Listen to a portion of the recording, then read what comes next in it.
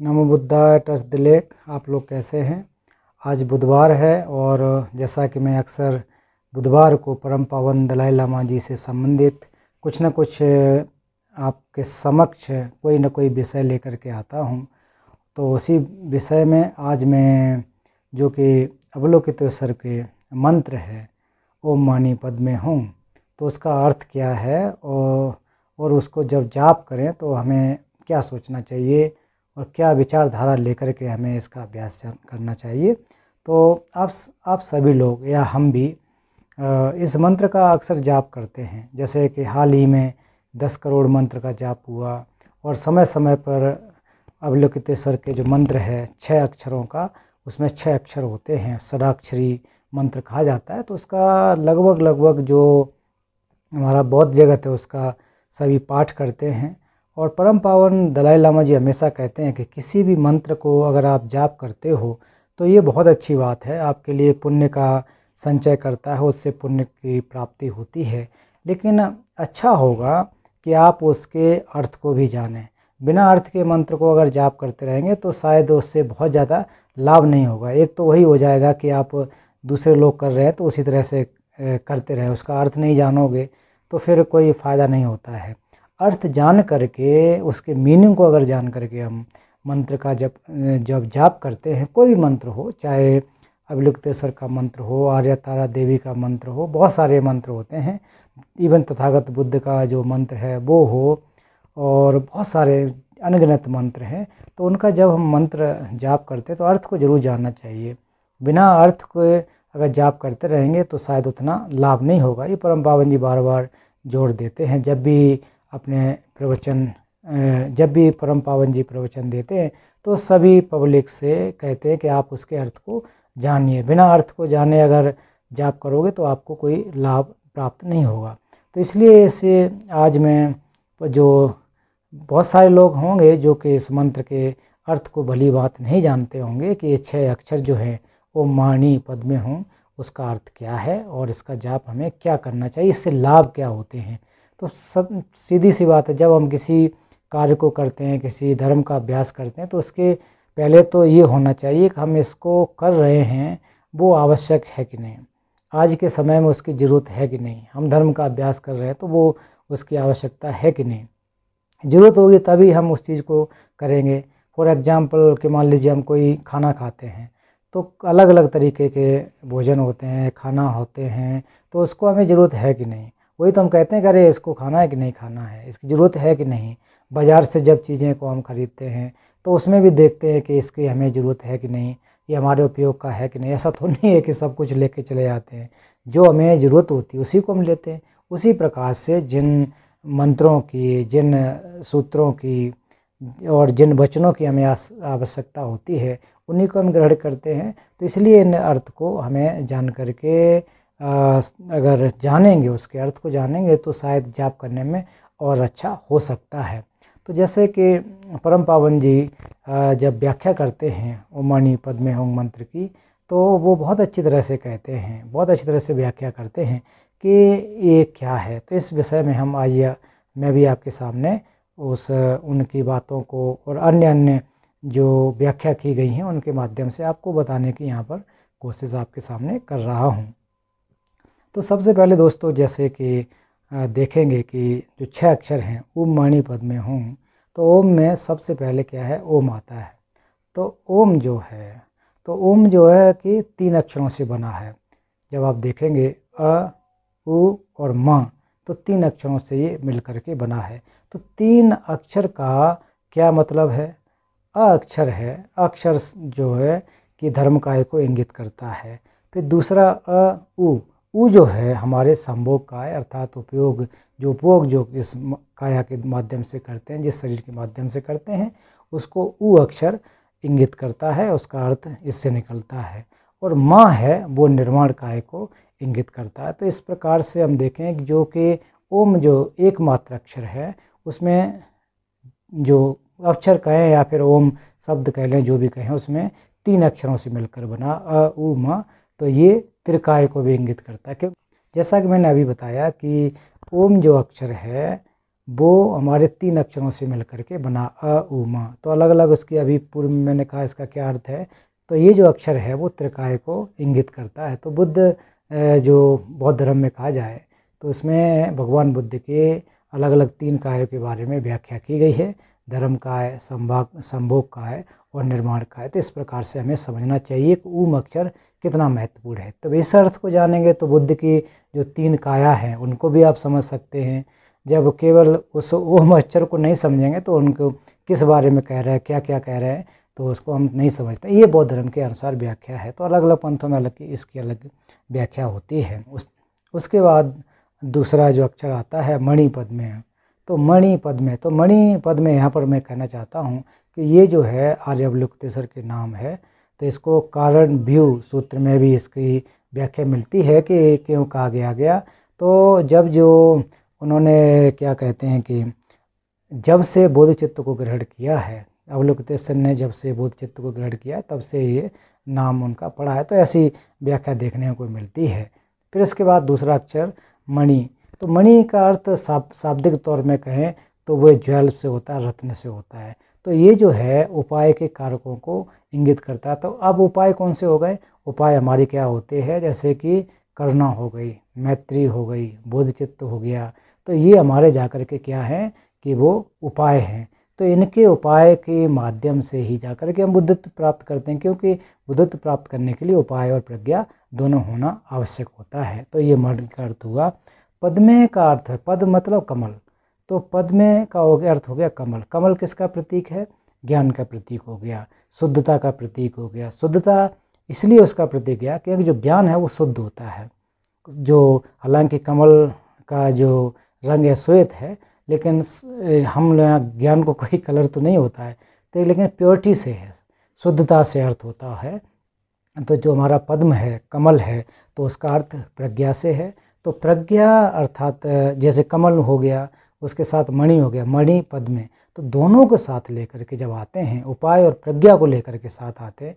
उपाय में जैसे कि पूर्व में बताया करुणा, मैत्री, बोधचित्त, और फिर प्रज्ञा कौन सी आ गई? हमारी शून्यता रूपी प्रज्ञा आ गई। तो शून्यता रूपी प्रज्ञा को साथ लेंगे और फिर बोधचित्त को साथ लेंगे। इन दोनों को जब साथ लेकर के युग्म के रूप में, कंबाइंड रूप से जब हम साथ में लेकर के आएंगे तो फिर क्या हो जाएगा, जो कि हमें बुद्धत्व की प्राप्ति होगी। तो लास्ट में जाकर के हुम जो शब्द आता है, तो हुम के भी अर्थ अलग अलग होते हैं। उसका एक तो सिद्ध करना के अर्थ में भी आ जाता है, दुखों के नाश करने के अर्थ के में भी आ जाता है, और सभी प्रकार के गुणों से संपन्न हो जाए। तो इस प्रकार से देखें कि ओम मणि पद्मे हुम का ये संक्षेप में अर्थ होता है कि हमारे जो भगवान बुद्ध के जो त्रिका है उसको ओम जो है अक्षर ओम उसको इंगित करता है ना। फिर मणि का अर्थ हो गया कि हमारे जो उपाय हैं उसको भी इंगित करता है। पद्मे का अर्थ हो गया कि हमारी प्रज्ञा को इंगित करता है। हुम का अर्थ है सिद्ध होना। तो अगर ये सारी चीज़ें अगर हो जाएंगी तो हम निश्चित रूप से बुद्धत्व की प्राप्त कर सकते हैं, बुद्ध की काय को प्राप्त कर सकते हैं। ये इसका अर्थ होता है। अब इसके दूसरी बार जब हम इसका अभ्यास कैसे करें, तो जब आप अभ्यास करते हैं तो हमेशा देखे होंगे कि परम पावन जी जब अभिषेक देते हैं तो अभिषेक देते समय हमेशा कहते हैं कि जो अवलोकितेश्वर हैं तो उनके अवलोकितेश्वर के जो हृदय से प्रकाश उत्सर्जित होते हैं। तो ये जो 6 अक्षर होते हैं अवलोकितेश्वर के हृदय के, जो कहते हैं ना कि ठाकुर रहता, माफ़ कीजिए यहाँ पर ठाकुर तिब्बती में हो गया कि हृदय के चारों तरफ, तो 6 अक्षरों चारों तरफ वहाँ पर होते हैं और उनसे प्रकाश सूर्जित होता है, प्रकाश निकलता है। प्रकाश का अर्थ है तो ज्ञान निकलता है। तो ये जो ज्ञान है, ये जो 6 अक्षरों युक्त ज्ञान जो है, उससे निकला हुआ ज्ञान हमारे अंदर प्रवेश कर जाता है। जब हमारे अंदर प्रवेश कर जाएगा तो क्या होगा, अज्ञानता नष्ट हो जाएगी। अगर हम इसकी बात करें, अज्ञानता नष्ट हो जाएगी, दुख नष्ट हो जाएंगे, और उसके अलावा जो हमारे जितने भी भय हैं, बाधाएं हैं, वो सारे के सारे इससे नष्ट हो जाते हैं। तो इतना ये पावरफुल मंत्र होता है अगर हम इसके अर्थ को जानें। ऐसा बिना अगर हम इसके अर्थ को जाप करेंगे तो बहुत ज़्यादा लाभ नहीं होगा। तो इसको अर्थ ये होता है, और इसके विधि यही होती है कि जब आप ध्यान करें तो उसको अपने चित्त में अपने एकांत जगह पर या जहाँ भी आपको तसल्ली मिले वहाँ पर बैठ करके और हमेशा करें कि जो अवलोकितेश्वर हैं हमारे सिर के ऊपर विराजमान हैं और उनके द्वारा जो भी ज्ञान निकल रहा है वो हमारे पूरे शरीर के रोम रोम में, अंग अंग में, हर जगह पर आ रहा है। और उस ज्ञान के माध्यम से मेरा जो काय मतलब शरीर और हमारा जो जो एक प्रकार से कहें जो बॉडी है, जो बोलते हैं हम, और उसके बाद मन है, चित्त है, तो ये हमारा सामान्य पुरुष, अभी हम लोग जो होते हैं वो सामान्य होते हैं, क्योंकि सामान्य इसलिए कहा गया है, हम बहुत ज़्यादा धर्म में उतने ज़्यादा उच्च स्तर पर नहीं होते, तो सामान्य होते हैं, गलतियां करते हैं, अज्ञान होते हैं। तो इनकी वजह से ये जब हम अवलोकितेश्वर के मंत्र हमें प्राप्त हो जाएंगे, उनके द्वारा जो ज्ञान की रूपी प्रकाश की किरणें हमारे अंदर प्रवेश होंगी, तो हमारा जो अशुद्ध शरीर है, अशुद्ध शरीर का मतलब, क्योंकि ये आप शरीर के बारे में जानते ही हैं कि कितनी प्रकार की गंदगियाँ होती हैं, वो शुद्ध होगा। फिर हमारे बॉडी जो है, बोलचाल है, हम बोलते हैं तो बहुत सारी गलतियाँ करती हैं, वो भी ठीक हो जाएंगे। फिर उसके बाद हमारा जो मन है, मन में बहुत सारे विकार आते हैं, बहुत सारी बुरी भावनाएं आती रहती हैं, अज्ञानता हमारे मन में बहुत ज़्यादा पड़ी होती हैं, तो अज्ञानताओं को नष्ट कर देंगे। जब अज्ञानता को हम नष्ट कर देंगे, इग्नोरेंस को हटा देंगे, तो ज्ञान आ जाएगा। तो ज्ञान आ जाएगा, फिर उसके बाद हमारा काय, वाक और चित्त है ना, बॉडी, स्पीच एंड माइंड, जो 3 डोर्स कहे जाते हैं, वो शुद्ध हो जाएंगे। जब ये तीनों द्वार अर्थात डोर्स शुद्ध हो जाएंगे, तो फिर हम गलती नहीं कर सकते हैं, क्योंकि गलती जो करते हैं तो, या फिर बुरे कर्म हम करते हैं, 10 प्रकार के जो अकुशल कर्म करते हैं, वो हम 3 द्वारों से करते हैं, 3 इन माध्यमों से करते हैं। चाहे हम बोल करके गलत करते हैं, लोगों को गलत बोल देते हैं, झूठ बोल देते हैं, है ना, डांट देते हैं, गाली गलौज करते हैं, तो ये बुरा हो गया। उसके बाद हम शरीर से किसी की हत्या कर देते हैं, व्यभिचार करते हैं, चोरी कर लेते हैं, इस प्रकार के कार्य हो गए, तो ये बुरे कर्म हो गए। और उसके साथ साथ मन से हम किसी के बारे में गलत सोच लेते हैं, है ना, फिर सिद्धांत को गलत सोच लेते हैं, और फिर किसी में अलग अलग चीज़ों में भ्रम में हम लोग पड़े रहते हैं। तो इस प्रकार के देखा जाए तो जो हम 10 बुरे कर्म करते हैं, तो वो 10 बुरे कर्मों से हम बच सकते हैं, बशर्ते हमारे जो बॉडी, स्पीच एंड माइंड अगर अच्छा हो, शुद्ध हो। वो कैसे होगा? इनके माध्यम से हो सकता है। इसलिए जो आर्य अवलोकितेश्वर का मंत्र है बहुत ज़्यादा महत्वपूर्ण है। और आर्य अवलोकितेश्वर जो हैं वो आप सभी लोग जानते हैं कि वो क्या है, करुणा के बुद्ध हैं। तो परम पावन जी को आर्य अवलोकितेश्वर का मैनिफेस्टेशन अर्थात उनका एक प्रकार से देखा जाए तो उनको क्या, उनका अवतार माना जाता है, उनका प्रतिरूप माना जाता है, उनके वो रिप्रेजेंटेटिव के रूप में माना जाता है, जैसा भी आप कह लें।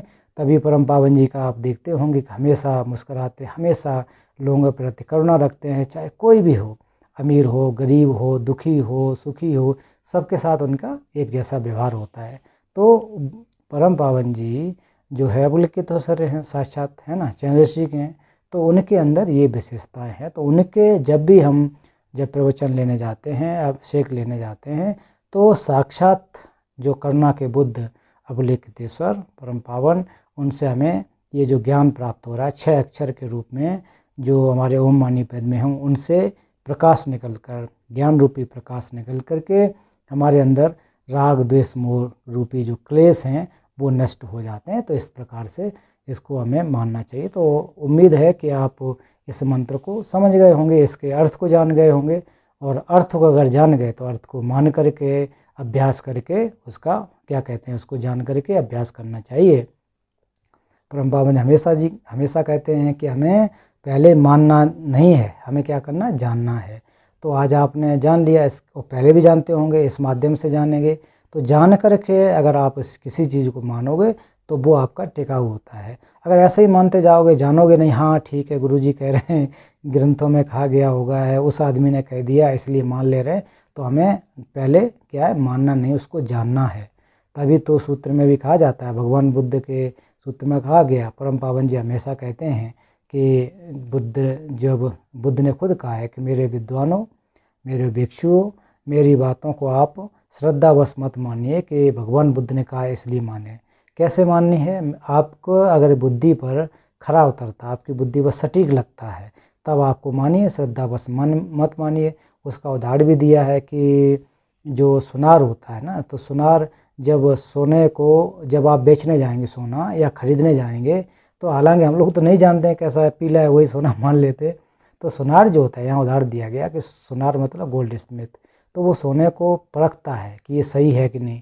तो परखने के लिए 2-3 विधियाँ होती हैं। पहले उसको काट करके देख लेगा, उसमें मिलावट नहीं है। अगर तब भी समझ में नहीं आएगा तो उसको फिर क्या करेगा, आग में जलाएगा। तो आग में जलाएगा तो शायद उसका अपना जो अशुद्धि है वो ख़त्म हो जाएगी। उसके बाद वो रगड़ करके देखता है कि सही है कि नहीं। तो इसी प्रकार से हमें बुद्ध के वचनों को और परम पावन जी जो कहते हैं हमेशा, उनका हमें अच्छी तरह से पालन करना चाहिए। तो ये है दोस्तों आपके सामने जो परम पावन जी का अर्थात अवलिप्तेश्वर का जो मंत्र है, ओम मानी पद्मे हूँ। तो उस मंत्र को आप जान करके इसका अभ्यास करें और इससे बहुत सारे आपको पुण्य प्राप्त होंगे। इस जीवन के आपकी जो जो परेशानियां हैं, बाधाएं हैं, वो तो नष्ट होंगी ही होंगी। इसके साथ साथ जब हमारी जो बाधाएं परेशानियां हैं नष्ट होती जाएंगी, तो हम आने वाले जीवन में, अगले जीवन में जब भी जहाँ भी हम जाएंगे, तो हमारे जितने क्लेश खत्म होते जाएंगे उतने ही ज़्यादा हम क्या है, बुद्धत्व की तरफ बढ़ते जाएंगे, बोधि प्राप्त करने की तरफ बढ़ते जाएंगे। तो निश्चित रूप से आप सभी लोग बोधि प्राप्त करने में लगे हुए हैं और लगे रहें, और बोधि प्राप्त करके ही एक प्रकार से तभी हटना है। कितना भी समय लग जाए, ये प्रयास करना चाहिए, शुद्ध रूप से धर्म का अभ्यास करना चाहिए। आप सभी का बहुत बहुत धन्यवाद। नमो बुद्धाय। Touch the lake.